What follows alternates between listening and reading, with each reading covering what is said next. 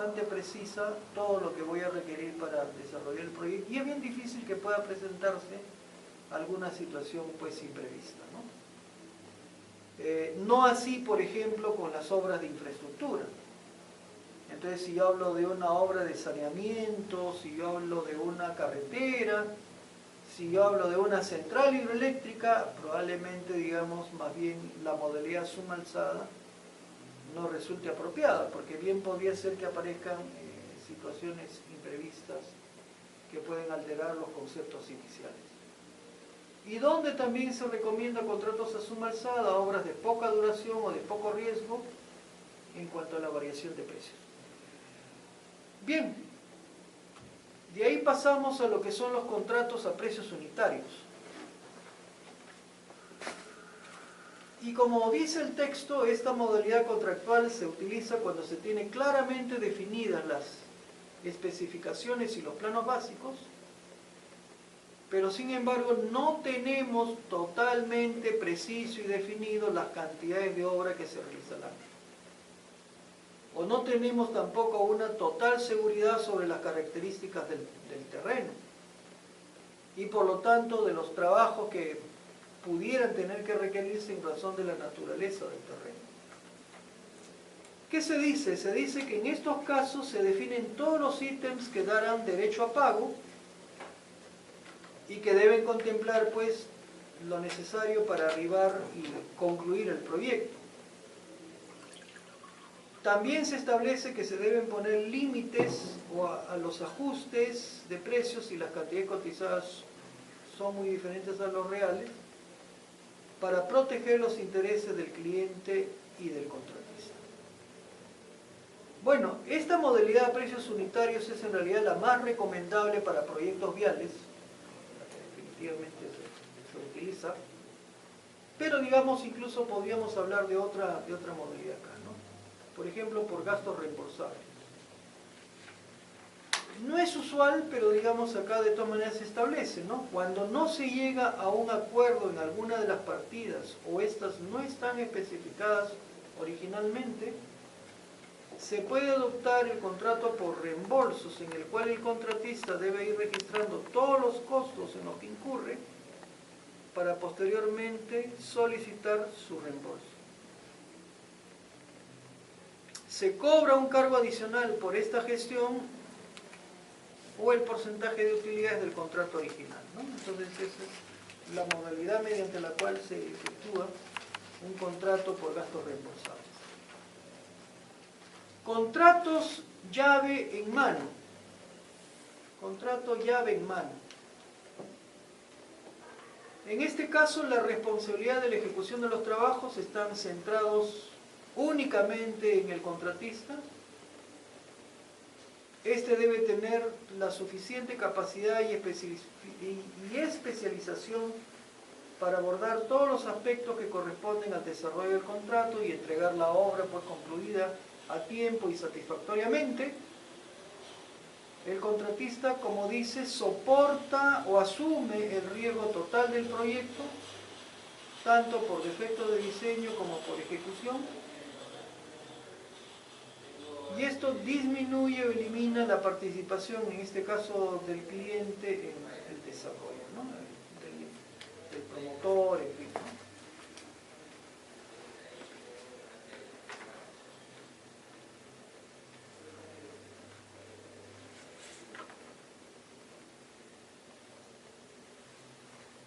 Por ejemplo, acá se hace mención de que una modalidad muy vinculada con este tipo de contrato es la modalidad BOT, Build, Operate, Transfer, y que es algo que, por ejemplo, también está presente en nuestro medio, ¿no? Por ejemplo, en el tema de carreteras, todo lo que está asociado a lo que es concesiones, ¿no? Todo lo que es el tema de concesiones.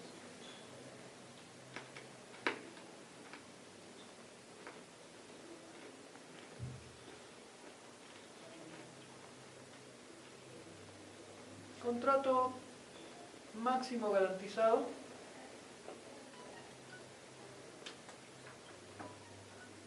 Se establece un monto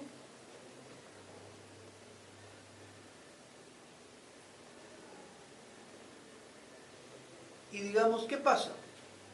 Si a la hora de terminar la ejecución del proyecto los montos disminuyen, igualito el contratante, el cliente, el promotor, tendrá que pagarle al contratista el valor que fue acordado. Y más bien, si por el contrario los montos aumentan, el contratista tendrá que asumirlo sin, digamos, que ello represente un mayor costo para el cliente.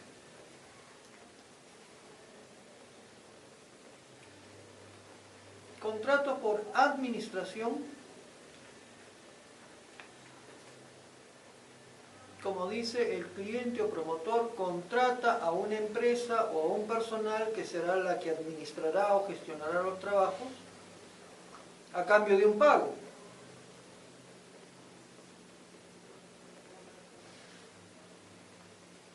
Y en ese sentido el constructor tendrá que además supervisar y administrar la construcción, por lo cual evidentemente cobrará. Y el propietario se entrega de un anticipo o fondo revolvente, el cual al final de un periodo de tiempo determinado, el constructor hará entrega la relación de gastos comprobados mediante las correspondientes facturas, entregando además su recibo de honorarios, calculada en base a los gastos que se hayan realizado en el periodo. En muchos casos se recomienda para obras pequeñas, y esto requiere además que el propietario realice una supervisión precisa de los gastos en que se incurre o de los gastos realizados. Bien, esto es más o menos una visión de algunos aspectos contractuales. Acá no estamos yendo al detalle, como se comentó al inicio, pero por lo menos que se sepa que acá hay una gama de posibilidades, una gama de casos que corresponden analizar. Y que como ya lo señalamos antes, esto, digamos ustedes en la lámina que tienen ahí en el material aparecen dos estudios, que son los de Pizarro, Boto, Escobar, el de Navarro, Sologuren, Paredes, Grey, pero aparte de ello podríamos hablar también, que no aparece ahí en las láminas, del estudio Echecopar.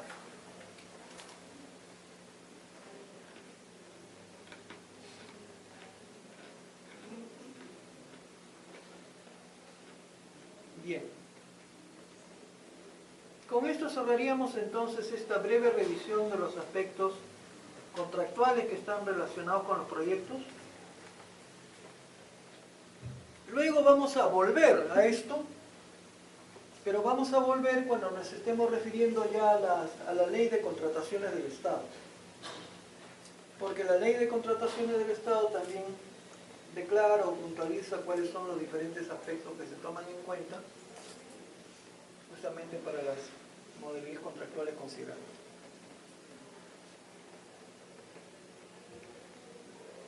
Un tema que también se me pidió desarrollar es el que corresponde a los proyectos de inversión en infraestructura vial.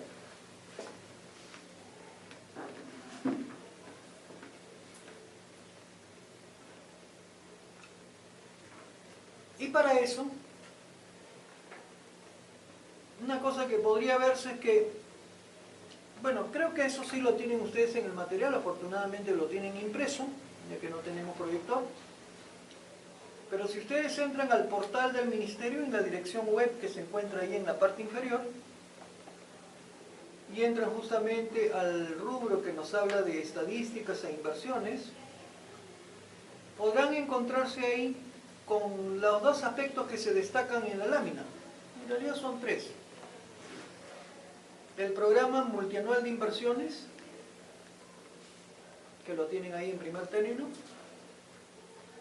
La cartera de inversiones, que lo tienen en segundo lugar.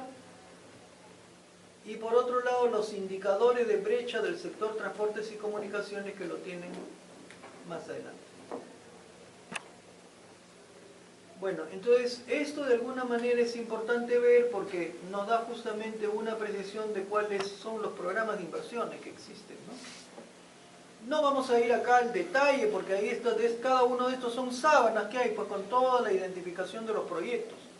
Si ustedes tienen interés, desean precisarlo, desean tener una información más pormenorizada, tendrían que ver cada uno de ellos.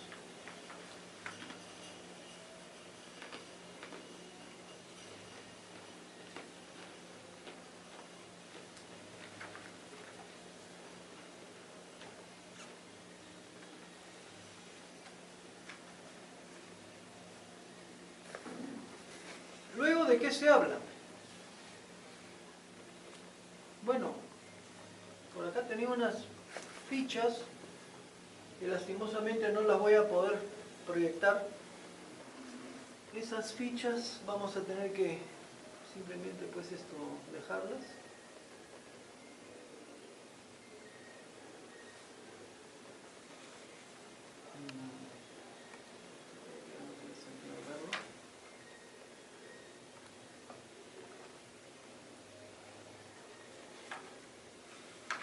En todo caso acá, lo que sí de repente vale la pena es comentar, ¿no? Que digamos, si ustedes tratan de revisar todo lo que tiene que ver con fuentes documentarias, con fichas, con normativas, con reglamentos, etc.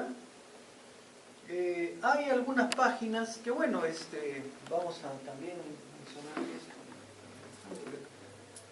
Hay algunas instituciones claves que ustedes tendrían que, sobre todo, ver la página web y eventualmente descargar información que puede ser valiosa para efectos del desarrollo de los proyectos, ¿no? Tanto en la etapa de formulación como en la etapa de ejecución. ¿Y cuáles son estas páginas? Por ejemplo, una evidentemente tiene que ver con el MTC, o sea, Ministerio de Transportes. Otro sería, por ejemplo, la página de Provías. Acá en el caso de Provías podemos hablar de Provías Nacional, Provías Descentralizado, etc. Pero digamos ahí van a tener información significativa. Contratos con el Estado. Una cosa fundamental sería ver la página de la OCE. La página de la OCE, ¿no? Organismo supervisor de las contrataciones del Estado.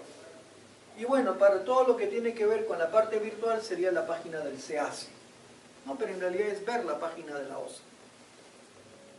Luego, tienen que también revisarse todo lo que son normativas que se encuentran en la página del MEF, del Ministerio de Economía y Finanzas. También revisar lo que corresponde a la Contraloría General de la República. La Contraloría, porque igualmente la Contraloría tiene por ahí algunas directivas, algunas disposiciones importantes a ser tomadas en cuenta. Y luego tendríamos que ver el rol de algunos organismos, incluso reguladores o promotores, como es el caso de ¿qué? Como es el caso, bueno, en lo que es planificación, lo que es el CEPLAN, en planificación, lo que es el CEPLAN, en lo que es promoción de la inversión, pues hablar de proinversión,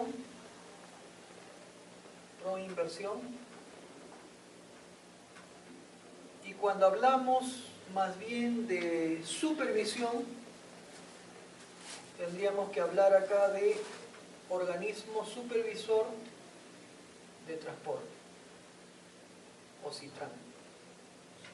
¿No? Entonces, como ven, tienen un listado bastante nutrido, que en cierta manera también yo diría, particularmente, eso ya es opinión, ¿no? Eso ya no tiene nada que ver con aspectos del curso, pero digamos sí es mi opinión que es una institucionalidad tan florida, o sea, hay tantos organismos para tantos fines, que al final cuando tantos meten mano en el tema, al final nadie es responsable, ¿no? Y entonces yo pienso que digamos esto, claro, eso es parte de toda una reconversión y reestructuración del Estado, pero digamos, el que tengamos acá nomás tenemos 8 instituciones, el MTC, Provía, SOS, MEF, Contraloría, CETLAN, Proinversión, CETLAN, y probablemente por ahí algunas se me escapan.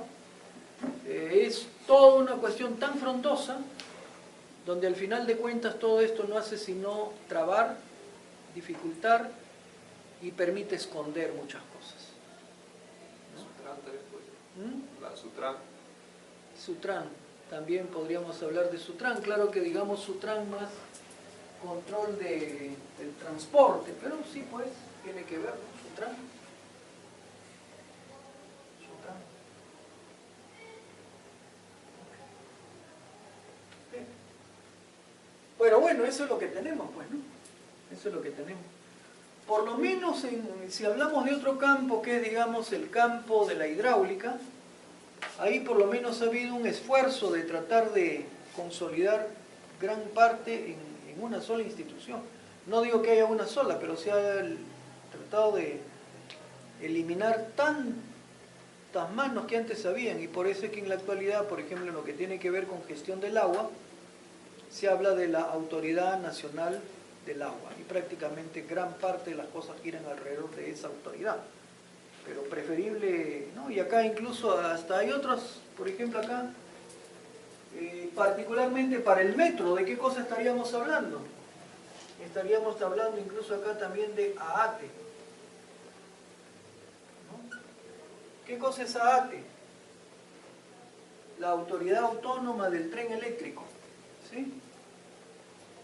Entonces, es un mundo, pues, ¿no? Entonces, todo esto no hace sino complejizar y nos muestra cómo nuestra estructura, digamos, organizativa, nuestra estructura de instituciones está tan ramificada, tan enraizada, tan complejizada, y con lo cual al final se vuelve ineficiente, y esa ineficiencia también, y esa facilidad, esa dificultad para que, digamos, las cosas se lleven a cabo bien, digamos, da incluso pie a que muchas cosas por ahí puedan esconderse, y esto yo lo tuerza, y al final lo tuerzo porque sé que nadie se va a dar cuenta, y entonces, y es así, pues, ¿no? Entonces, este es un tema en realidad crítico, pero que bueno, es la realidad que tenemos, ¿no?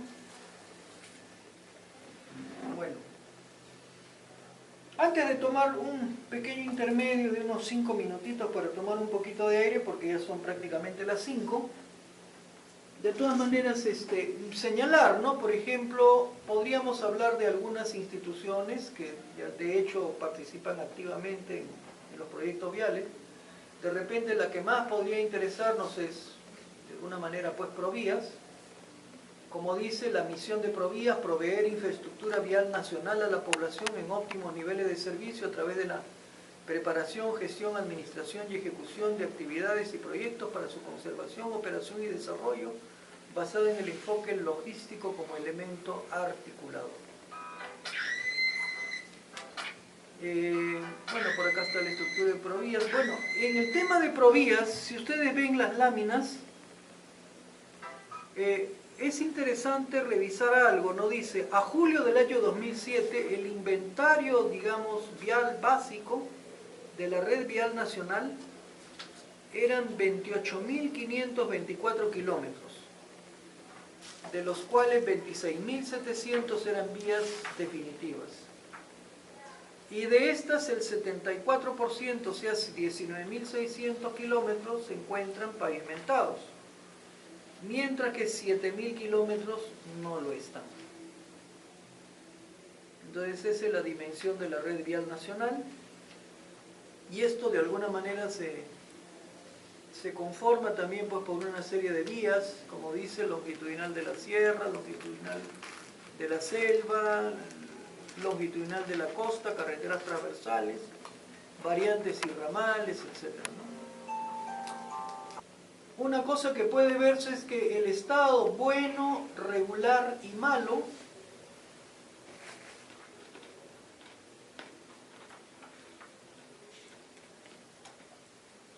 es tal que la evolución que ha habido en los últimos años, lejos de haber sido una evolución favorable, particularmente en el último año, ¿no? Del año 16 al año 17, en lugar de ser una evolución favorable, ha sido más bien desfavorable. Y el estado bueno ha pasado de 19.000 kilómetros a 16.000 kilómetros, ¿no? Y el estado malo, más bien, se ha incrementado de 3.500 kilómetros, perdón, de 4.200 kilómetros a 7.700 kilómetros, ¿no? Entonces eso nos habla de cómo se ha deteriorado un poco la infraestructura vial. Ahora, se señala que eso en gran medida está vinculado con el proyecto del Niño Costero, pero al margen de eso igualmente es porque no han habido proyectos que de alguna manera sean proyectos que signifiquen pues mantener una tendencia continua de mejora de la red vial, ¿no? Ahora, se señalan algunos objetivos, que eso es importante de repente señalar. ¿Qué objetivos hay? 100%, acá son objetivos para el año 2021, o sea, para la época del Bicentenario. 100% de la red vial nacional pavimentada. Por otro lado, la modernización de puertos, aeropuertos, sistemas de integración multimodal con visión logística. Se habla también de la consolidación del sistema de metros, la línea 1, la línea 2 y la línea 3. Lo cual, por ejemplo, esto ya no se va a cumplir, ¿no? De la línea 1, la línea 2, en una primera etapa va a estar para el año 2022, y acá se decía que para el año 2021 deberíamos tener hasta la línea 3, entonces lo que ya se declaró en un momento, pues definitivamente no se va a cumplir, pues o sea, eso está bien claro. Inicio de trenes de cercanías, Lima-Huacho y Lima-Chincha. Bueno, eso está planteado, habrá que ver si efectivamente para el año 2021 tenemos alguna de estas vías férreas operativas. Para el año 2021 ya nos falta mucho, ya estamos a más de la mitad del año 2018, ¿no? Pavimentado de 5.000 kilómetros de carreteras departamentales y además una pavimentación de 2.200 kilómetros de vías vecinales, ¿no? Y acá por otra parte se habla también de la implementación de un sistema de transporte mediante sistemas inteligentes de transporte. Y en otros campos, que en esto tiene que ver más bien con la parte de telecomunicaciones, reducción de las brechas digitales, expansión de los servicios de internet, y en localidades, digamos, sobre todo de mayor afluencia turística, promover pues todos estos temas, ¿no? Hay unas láminas adicionales que creo que, bueno, ya esto lo podrán, ya ustedes lo pueden ver directamente en el material, que nos hablan ya de proyectos específicos, de iniciativas específicas, pues ligadas todas ellas a proinversión. Sobre esto ya no vamos a enfatizar porque es prácticamente revisar lo mismo que tienen ustedes en el material que han recibido. Entonces, bueno, de todas maneras esto lo que nos deja en claro es que Provías es una entidad que evidentemente tiene un papel, una preponderancia, un rol importante en el medio, es que la que de alguna manera tiene bajo su ámbito, digamos, el desarrollo, el mantenimiento, la conservación pues de todo lo que es la red vial nacional, y por lo tanto, digamos, tiene un peso significativo pues dentro de todo el campo de los proyectos viales. Acá vamos a cortar un ratito porque más bien al retorno vamos a hablar de lo que es el Sistema Nacional de Inversión Pública, que bueno, actualmente como bien saben, esto digamos ya más bien ha migrado a lo que es InviérteP. Y luego de referirnos a esto, más bien ya vamos a entrar a revisar lo que es la Ley de Contrataciones del Estado. Y al hablar de la Ley de Contrataciones del Estado, pues habremos de revisar un poco las diferentes normas planteadas y veremos de repente por ahí algún tema puntual, por ejemplo, qué sé yo, no vamos a ver todo, pero por ejemplo, cómo se puntúa, cómo se evalúa a las propuestas de diferentes ofertantes que pueda haber, por ejemplo, en un proyecto o en una convocatoria, ¿no? en una licitación pública que pudiera formularse, ¿no? Entonces, ¿cómo se determina sobre todo la parte de puntajes? Eso vamos a tratar de ver. Entonces, cortemos un ratito, por favor, para tomar un poquito de aire simplemente, y continuamos en unos 5 o 10 minutos, ¿ya? Bueno, acá de repente, ya que tenemos ahora de nuevo revivido el proyector, podemos echarle de todas maneras una mirada rápida a estos cuadros que, bueno, no los habíamos podido ver, donde ustedes pueden ver, por ejemplo, cuáles son las metas fijadas en lo que es inversión en infraestructura en la red vial nacional, de acuerdo, digamos, al planteamiento de Provías, proyectos en ejecución, proyectos programados, y bueno, se tiene incluso el total, ¿no? Entonces, por ejemplo, en proyectos actualmente en marcha, proyectos actualmente en ejecución, más o menos una cantidad del orden de 6.657 kilómetros, con una solución ya definitiva en lo que es proyectos pues, con carpeta asfáltica, del orden de 2.280 kilómetros, segmento 9.000. Solución básica, o sea, digamos, obras que digamos no están en su planteamiento final o definitivo, 3.277 kilómetros. Incluso acá se habla de un planteamiento antipolvo 499. Y en lo que son más bien proyectos programados, solución básica, todos ellos 1.780, e incluso por ahí algunos previstos del orden de 444. Más o menos esa es la cartera o el total de inversiones en proyectos de la vía, en lo que es infraestructura en la red vial nacional, en lo que es puentes. Como dice, puentes carrozables del orden de 625 puentes y 300 puentes peatonales, o sea que también no es mal negocio dedicarse al diseño de puentes, ¿no? Porque se supone que por ahí, si soy un proyectista más o menos reconocido, pues algún proyectito debería encontrar, ¿no? Acá está, digamos, la infraestructura de la red vial nacional, sobre todo en lo que es doble calzada de la carretera panamericana, que como ustedes bien saben ha ido avanzando, pues no tramos a tramos, todo lo que es la carretera, digamos, panamericana en doble calzada, porque antes era una sola vía, pues con un carril de ida y uno de vuelta, ¿no? Pero ahora más bien se tienen tramos independientes, 2 carriles de ida, 2 de retorno, pero sin embargo todavía hay algunos tramos por definir, ¿no?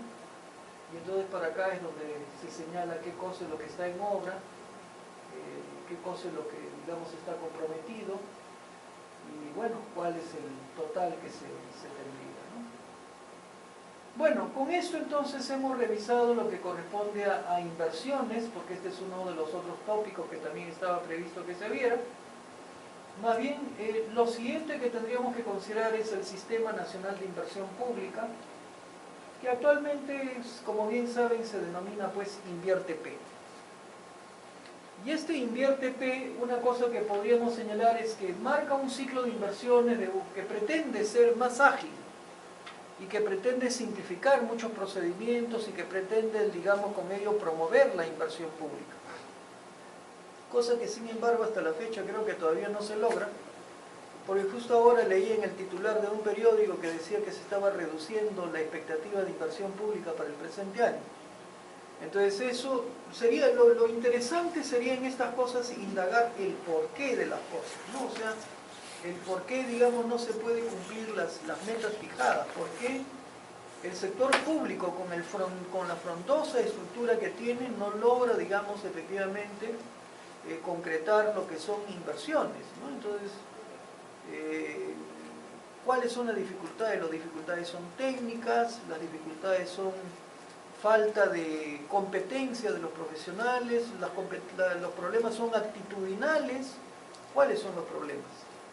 Bueno, eso ya es otro tema, eso no lo vamos a ver acá. Acá más bien lo que vamos a tratar de ver es cuáles son las 4 fases que actualmente plantea InvierteP. Como pueden ver, digamos, si vamos en forma o en ciclo horario, tendríamos en primer lugar la programación multianual de inversiones, lo que se llama PMI, programación multianual de inversiones. Luego ya la parte de formulación y evaluación de proyectos, o bueno, de los estudios, de los proyectos que le han planteado, la ejecución y por último el funcionamiento. ¿Qué cosa es lo que comprende de alguna manera? Lo primero, la programación multianual de inversiones.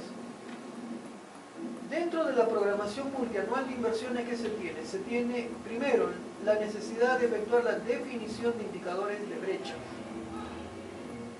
Para lo cual, como dice ahí, se debe elaborar un diagnóstico de brecha de infraestructura y de servicios públicos.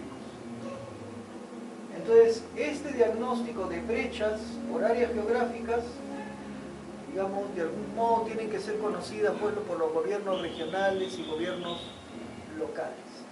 Entonces, eso es el nivel de brechas. Y luego, en base a eso, se realiza, como dice la siguiente lámina o la siguiente parte de la lámina, la programación multianual. Como dice, en base a las brechas, estándares de servicio y niveles de producción, se elabora lo que viene a ser el programa multianual de inversiones y se lo comunica a cada sector. Esto debe cubrir un periodo mínimo de 3 años, es decir, proyectándonos a 3 años por delante, qué cosa es lo que tenemos nosotros, en fin, como requerimientos en base a lo que es el análisis de brecha que se efectúa. Con ello se establece la cartera de inversiones. Y esa cartera de inversiones, como dice incluso en el siguiente párrafo, que es una parte importante, ¿qué cosa debe incluir? Debe indicar la posible fuente de financiamiento, la modalidad de ejecución, el monto referencial y las probables fechas de inicio y de fin. Luego, ¿qué se hace? Se consolida todos estos programas multianuales de inversiones. El órgano resolutivo de cada sector, como dice antes, del 30 de marzo de cada año,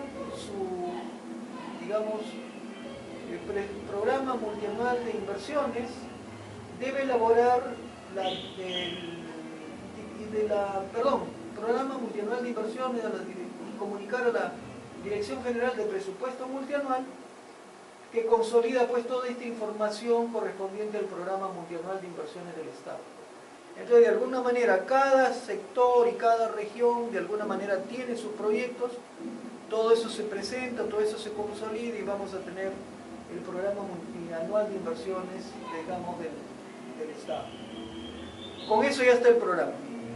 Con eso pasamos a la segunda fase. La segunda fase es la formulación y evaluación. Y lo que dice ahí, esto que comprende, elaboración de fichas técnicas o estudios de preinversión. Como dice, los proyectos más recurrentes y replicables se estandarizarán en fichas técnicas predefinidas.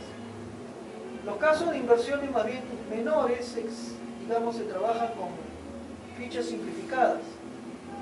Solo los proyectos complejos, no estandarizables o de más de 15.000 UITs requerirán de estudio a nivel de perfil. Si la inversión supera los 407.000 UITs, requerirá un estudio a nivel de perfil reforzado, o sea, un poco más detallado.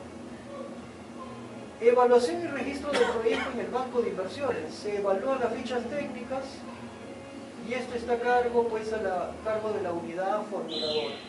Es la encargada de registrar el proyecto en el banco de inversiones, así como el resultado de la evaluación. O sea, hasta acá todavía no se tiene decidido, pero digamos se supone que los proyectos ya se encuentran registrados y pasan pues por la etapa de evaluación correspondiente.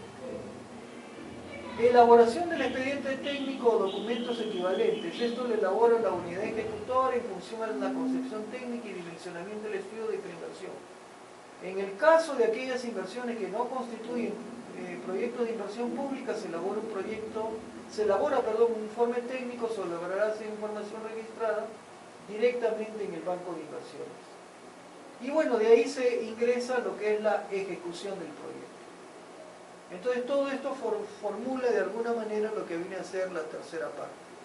Y la cuarta parte, que es funcionamiento, pues reporte del estado de los activos,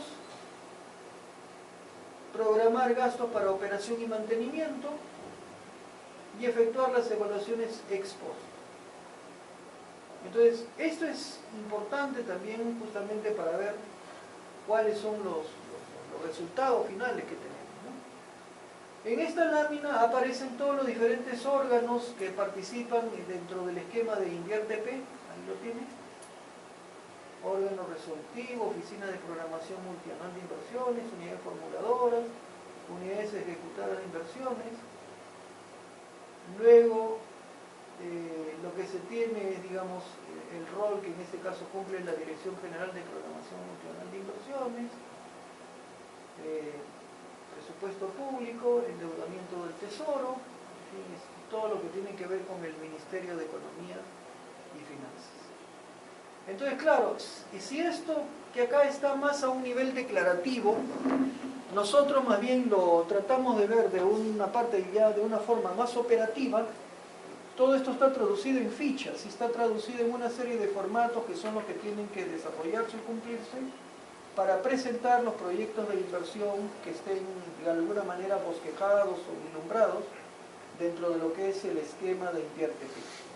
Sin embargo, se entiende que este esquema lo que busca es facilitar las cosas y con ello promover de alguna manera una mayor intensificación de la inversión pública. Pero bueno, es algo que habrá que ver si efectivamente logra su propósito, ¿no? Porque por lo menos hasta ahora las cosas todavía las vemos relativamente frías. O sea, si bien ha habido un pequeño, digamos, despegue, pero digamos eso incluso de repente podríamos decir que está más vinculado a lo que es un mejoramiento del sector minero, que como bien saben tiene una participación importante en el PBI y tiene una incidencia fuerte en lo que es el crecimiento del país. Entonces el sector minero ha levantado un tanto, no tanto el sector construcción, pero bueno, esperemos que eso ocurra en los meses, en los años venideros, ¿no? Una cosa muy importante para todo esto, evidentemente, es la estabilidad política. Y una cosa muy importante es que efectivamente hayan reglas claras y reglas que no se cambien y que permitan que todos aquellos inversionistas, que todas aquellas empresas, que todos aquellos interesados, particularmente en participar en un sector importante como es el del sector transportes, vean que hay reglas estables y vean que las cosas se cumplen y vean que, digamos, no hay cambios que pongan en riesgo, digamos, la marcha de los proyectos. Bueno, de acá más bien vamos a pasar, antes de entrar a revisar, digamos, toda la parte que está relacionada, como se muestra acá, con la Ley de Contrataciones del Estado, que al final de cuentas es una cuestión más de revisar toda la normativa, que es importante verla, pero de repente acá vamos a terminar cansándonos de revisar mucho texto. Vamos a tratar de ver una parte más bien práctica que sí sería interesante que ustedes la trabajen y que más bien tiene que ver con cómo se puntúa o cómo se evalúa y cómo se ranquea, digamos, a aquellos que presentan ofertas, sobre todo en licitaciones, ¿no? Que seguramente no sé si lo manejan o no, pero creo que es interesante conocerlo porque eso marca pautas bastante concretas de cómo es que se efectúa esta evaluación. Entonces, para esto, digamos, vamos a incluso trabajar con el Excel, vamos a trabajarlo numéricamente. Nos salimos por un momento de acá y vamos a ver este tema.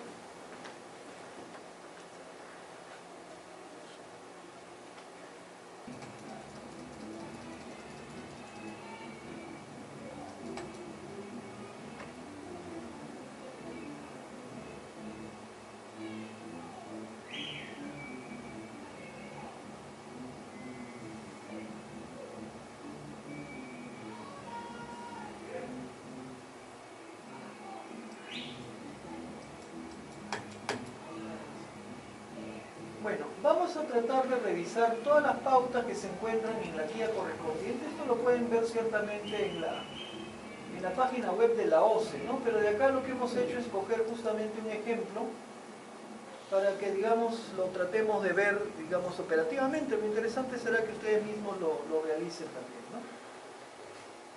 ¿Cómo se establece el puntaje en los procedimientos de selección para la ejecución de obras? Entonces acá dice, paso 1. Verificar que las ofertas contengan los documentos requeridos para su admisión. Bueno, digamos, esto está establecido en la ley, está establecido en el reglamento correspondiente, pero digamos, bueno, ese es un primer paso que debe efectuarse. Segundo, verificar que las ofertas se encuentren dentro de los límites del valor referencial. Entonces acá es donde va a empezar el ejemplo que vamos a tratar de ver. Vamos a decir que estuviéramos hablando de una licitación pública en que el valor referencial se ha fijado en 1.000.000 de soles. ¿De acuerdo? O sea, en este ejemplo vamos a tomar, repito, un valor referencial de 1.000.000 de soles. Y vamos a decir que las empresas que han presentado ofertas económicas son estas. La empresa A ha presentado una oferta por 1.050.000, la empresa B 900.000, la empresa C 990.000, la empresa D 1.110.000, la empresa E 800.000, la empresa F 940.000, la empresa G 730.000 y sabemos que el valor referencial es 1.000.000. Primera pauta. Se señala que todos aquellos que si encontramos ofertas que estén 10% por encima del valor referencial, automáticamente quedan fuera. ¿Cuáles quedarían fuera en este caso? ¿Cuáles quedarían fuera?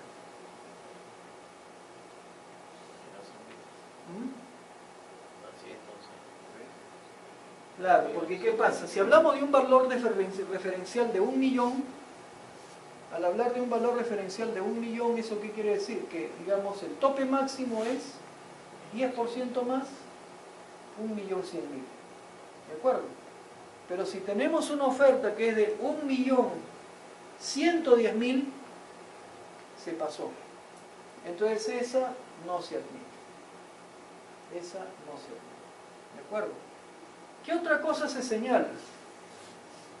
Se señala que tampoco se admite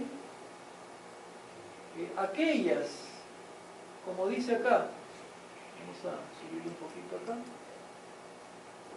que se vayan a encontrar por debajo del promedio de las admitidas, pero incluyendo el valor referencial, y donde a eso le hayamos restado 20%. Y si hay alguna que se encuentre por debajo de ese límite, también queda fuera. ¿Cuál quedaría fuera acá? Ahí tienen, ¿no? Empresa A 1.050.000, la B 900.000, la C 990.000, la D ya se eliminó. Nos queda la E 800.000, la F 940, la G 730 y el valor referencial que es 1.000.000. ¿Qué se nos dice?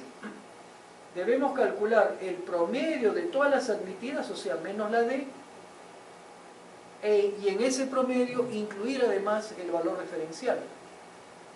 Y a eso restarle el 20%. Y entonces ver si hay alguna que se encuentre por debajo de esa cantidad. Traten de hacerlo. Traten de hacerlo.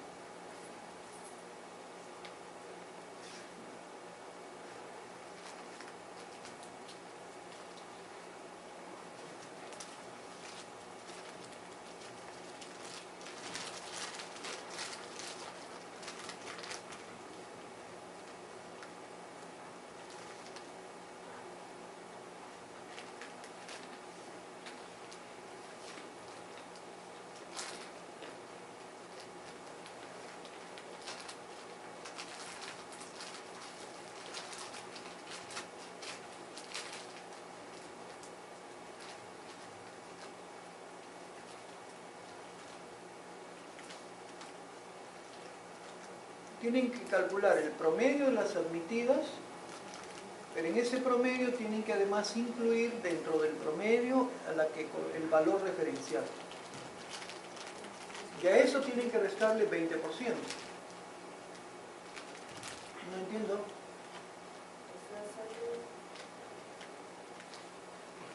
¿Cuánto sale el promedio?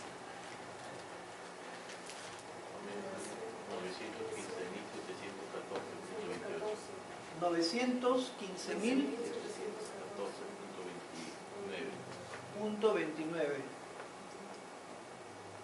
915.714.29. Bueno, normalmente la OCE, muchas de las cosas las trabajan incluso hasta con 5 decimales. Que yo creo que no tiene mucho sentido, pero es bueno lo que normalmente consideran, ¿no? Acá incluso hay 6. Pero bueno, efectivamente ese es el promedio. A ese promedio, ¿qué tenemos que hacer? Restarle el 20%. le restamos el 20%, entonces ¿cuánto nos queda? Nos queda 732.571.43,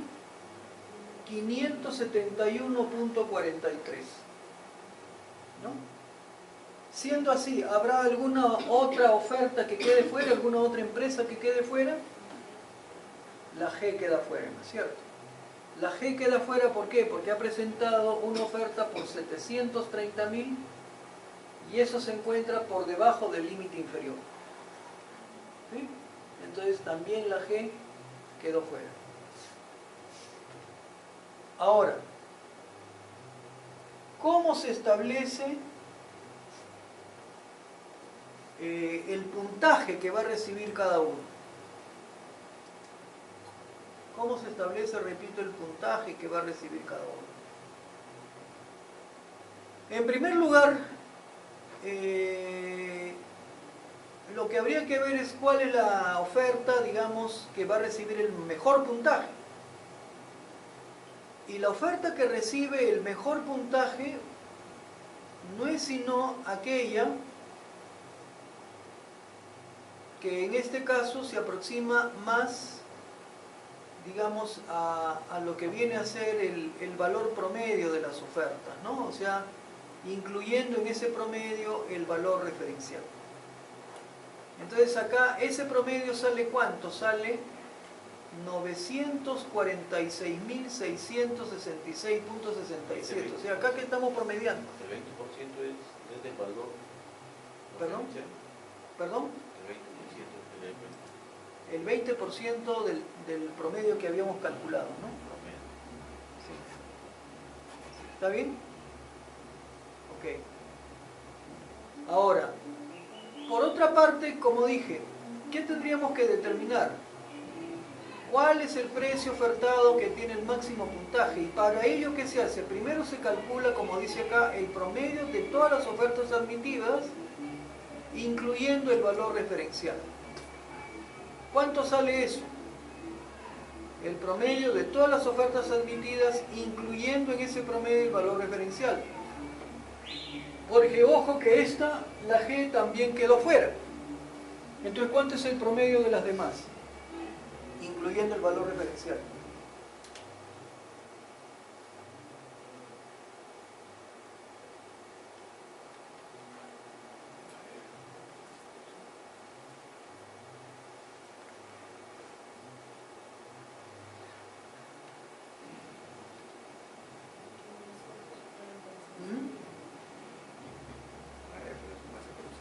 ¿Perdón?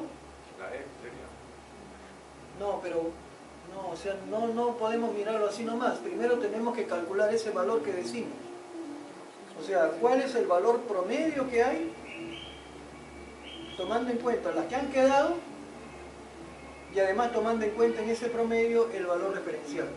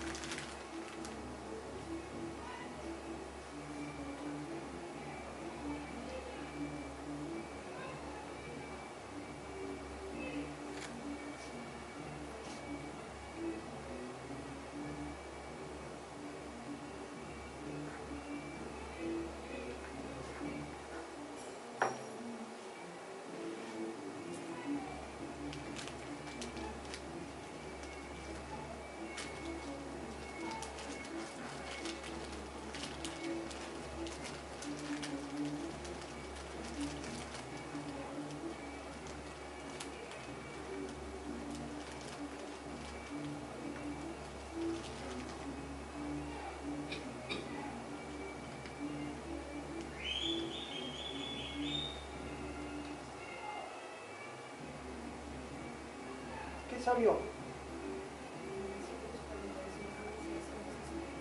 ¿Cuánto? Ujú.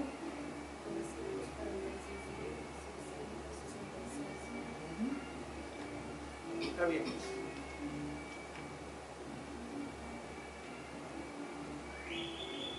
Ese promedio sale 946.666. ¿Cuál será entonces la empresa que recibe el mejor puntaje? la que se encuentra más cerca de ese promedio. ¿Cuál sería? ¿Ustedes han calculado el promedio o no?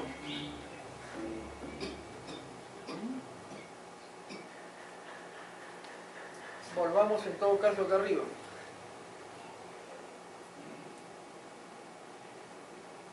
Ahí teníamos las ofertas presentadas. Y también está incluido el valor referencial. Y hemos dicho que el promedio lo calculamos considerando solamente las admitidas. Recuerden que han quedado fuera, ¿cuáles? Han quedado fuera la D y la G. Entonces se calcula el promedio con las demás. Y ese promedio debería salir en 946.666.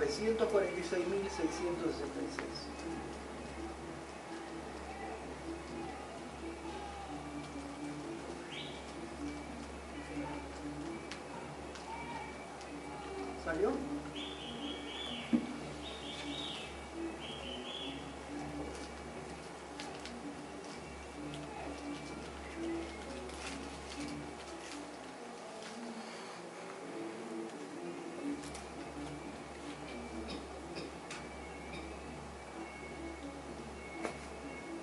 Incluido el valor referencial. Incluido el valor referencial. Incluido el valor referencial.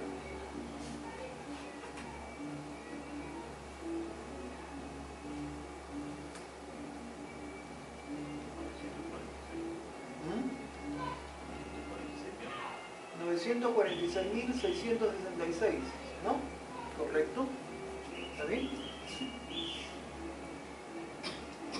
Si eso es así, ¿cuál es la empresa entonces que tiene el máximo puntaje?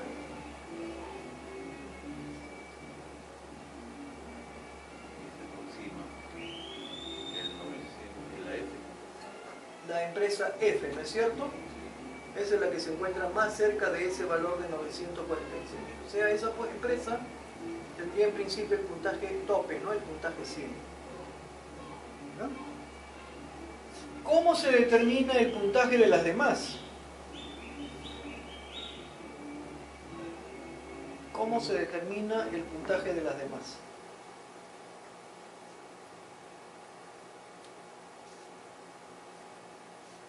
Como dice, el puntaje de los demás precios ofertados se calcula con esa fórmula. Ahí lo tiene. La fórmula es el puntaje de la iésima oferta, no es sino igual a la oferta, a la mejor oferta, al precio de la mejor oferta, dividido entre el precio de la mejor oferta más la diferencia que se plantea ahí, que es el valor absoluto entre la mejor oferta y la oferta que estamos considerando, y multiplicado por el puntaje máximo, que podríamos decir que el puntaje máximo pues es 100, ¿no?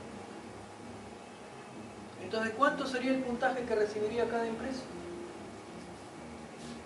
¿Se acuerdan? ¿Tomaron nota de los otros valores de la oferta de cada empresa? ¿No? ¿De la fórmula han tomado nota?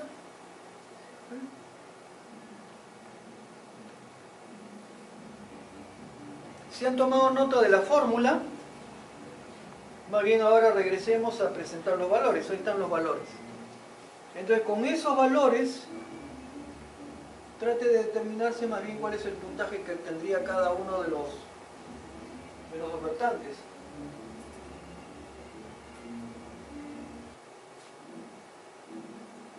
Claro que en esto ya eliminan a las que no han pasado, ¿no? O sea, eliminan a D y eliminan a G. Pero a las demás habría que asignarles el puntaje que corresponde. ¿Cuál es el puntaje que le correspondería a ellas?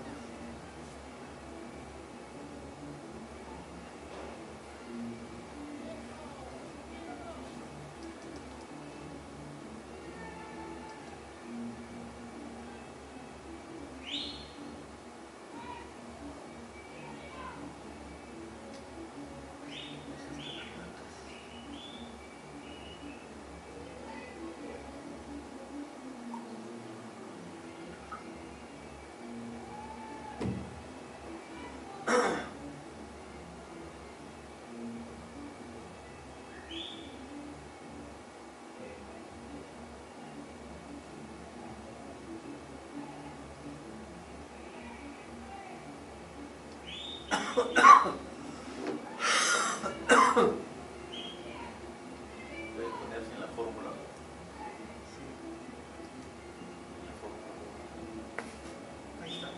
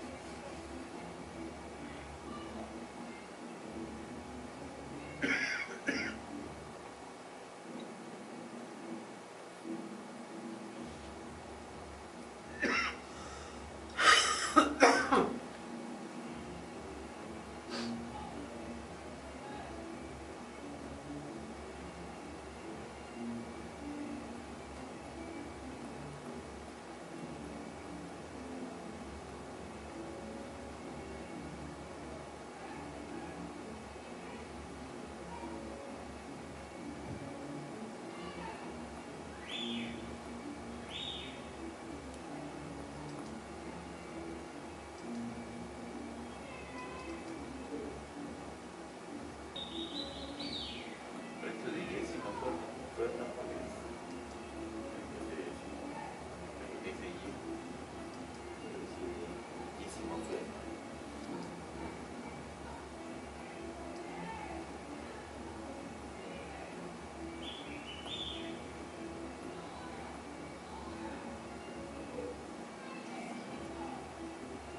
No, o sea, precio, o sea, es decir, precio de cada oferta, pues, ¿no? Ya. Y es la iésima, puede ser la primera, la segunda, la tercera, ¿no? O sea, es la fórmula que se aplica a cualquiera de las ofertas. ¿Y bien? ¿Ya calcularon los puntajes de cada una todavía? Esto es importante porque si ustedes alguna vez participan en alguna licitación y están presentes en la misma apertura de sobres y digamos ver las ofertas, ustedes mismos pueden saber si efectivamente el puntaje, cuál es el puntaje que les corresponde a ustedes.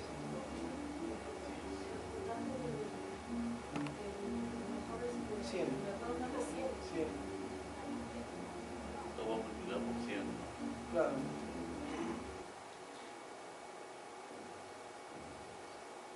¿Cómo vamos?